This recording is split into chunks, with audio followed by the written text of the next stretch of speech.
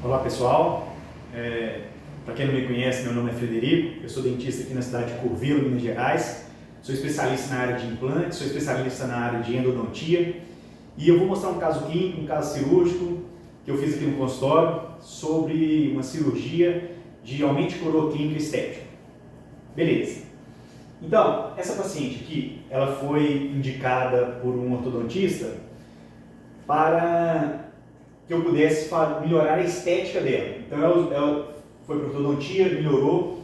Então ela tem um sorriso gengival e tem essa microdontia nos dentes, né, esses diastentes. Então, quando o paciente vem no consultório, a primeira coisa que eu faço é uma anamnese, o exame clínico, e a partir desse momento, que eu passei um plano de tratamento, um valor para o paciente sobre o tratamento, e o paciente concordou, eu vou fazer o planejamento, que é o planejamento que eu chamo de estético funcional. O que consiste esse planejamento? Nesse planejamento, eu vou tirar fotos que eu preciso para que eu possa planejar, para que eu possa fazer o DSD, e eu vou moldar o paciente, a arcada superior, a arcada inferior com silicone, vou pegar o registro de mordida e vou pegar o arco facial, para que eu possa montar no articulador, para que possa ser feito um enceramento, para que possa ser feito o planejamento, o design do sorriso do paciente, juntamente com as fotografias que eu tirei. E depois que eu faço esse planejamento, esse enceramento, isso é gerado, eu faço um mock-up. Então eu vou fazer uma guia de silicone, onde eu vou, aqui mostrando o enceramento que foi feito, fiz a moldagem e todo o enceramento, o planejamento do caso. Então aqui é feita uma guia de silicone para ser feito um mock-up, que o paciente vai poder ver como vai ficar o tratamento final antes de executar. Porque o paciente, ele não sabe se ele vai gostar, se o tanto que o dente vai crescer, nesse caso dessa paciente vai crescer a nível da gengiva, ele vai ficar satisfeito.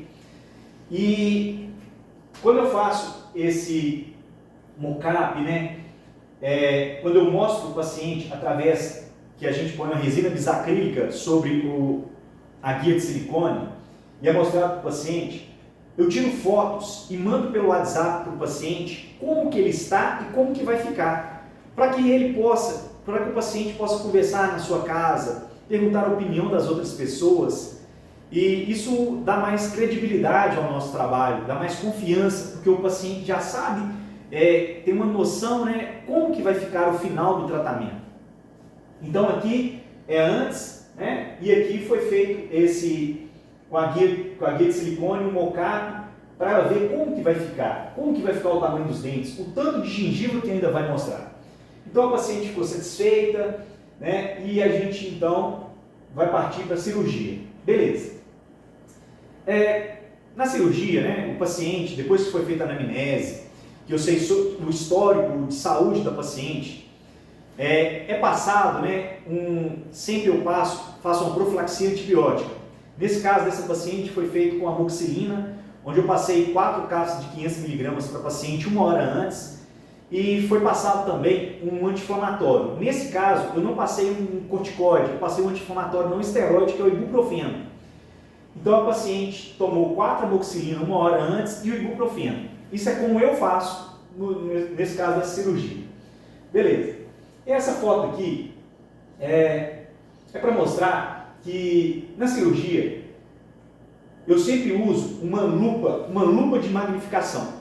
Isso aí dá mais precisão, eu consigo enxergar detalhes que se fosse só com óculos, a olho nu, talvez eu não conseguiria ver.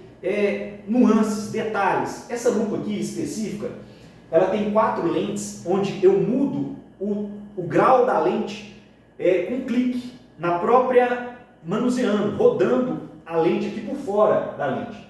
Então, essa lupa ela tem uma magnificação de uma lente 3,6, 4,5, 5,5, 6,4. E além da lupa, a gente tem uma iluminação que melhora o campo visual. Beleza. Então, nessa cirurgia de aumento de coroa clínica estética, primeira coisa, a gente vai fazer uma gengivectomia. Para que eu possa fazer a gengivectomia, depois que eu faço o enceramento, é feito um guia cirúrgico. Esse guia cirúrgico, ele vai mostrar na cervical o tanto que eu tenho que fazer a incisão na gengiva. Então a incisão, ela é feita com, eu uso um bisturi número 15C, em bisel interno, e eu sempre gosto de começar pelo incisivo central, e eu faço a incisão para a gente estar vendo, né, e eu vou tirando foto, para o paciente também depois estar vendo pelas fotos, o tanto que aumentou em relação ao dente do lado, o tanto que o dente cresceu, né, o tanto de gengiva que a gente tirou. Então, aqui é mostrando, né, que foi feita essa gengivectomia de canino a canino, né? Então aqui é o colarinho de gengiva que foi tirado do paciente. E depois que é feita a gengivectomia, a gente vai passar para a parte da osteotomia e osteoplastia. Então aqui foi feito um rebatimento do retalho, é um rebatimento total, né, envolvendo o periósteo. E quando a gente vai fazer a incisão nas papilas, eu tenho que preservar parte da papila que vai ficar aderido ali na crista óssea. Por quê? Porque eu quero nutrição. Porque eu não quero correr o risco de ter uma reabsorção da crista óssea, né? Então, sempre eu faço mantendo parte da gengiva colada, né, ao osso, sem tirar ela, sem que ela fique no retalho. Então, depois que foi feito todo o rebatimento do retalho, aí eu vou mensurar qual a distância tem da linha aqui, esmalte, né, sementário, né, a linha esmalte sementário, eu tenho que ter uma distância da linha cervical até a crista óssea de 2,5 mm. Então aqui a gente está vendo que o osso já está rente aqui na linha, né, esmalte cemento. Se eu não fizer nada, se fizer só a gengivectomia, essa gengiva vai crescer de novo, vai voltar provavelmente ao que era antes. Então aqui eu já tinha feito, primeiro eu faço a osteoplastia, eu vou tirar um pouco de espessura óssea, né? E nesse caso eu tive que tirar. E eu vou deixar então agora, eu vou acertar o osso 2,5 mm da linha esmalte cemento. Eu tiro aqui com um cinzel de Oximbim, também uso uma broca 273 diamantada, uma F273. Então aqui agora eu deixei 2,5 mm da crista óssea aqui, né, até a linha esmalte cemento aqui, de todos os dentes aqui que estão envolvidos na cirurgia. Por quê? Porque eu tenho que manter, né, distâncias biológicas. Se não fizer isso, a gengiva, se o osso estiver espesso, se o osso estiver unido a essa linha aqui, vai crescer a gengiva novamente, provavelmente vai ter recidiva, vai voltar de novo, não vai ficar, a gengiva durante a maturação, ela vai crescer, não vai ficar na onde que foi no dia da cirurgia.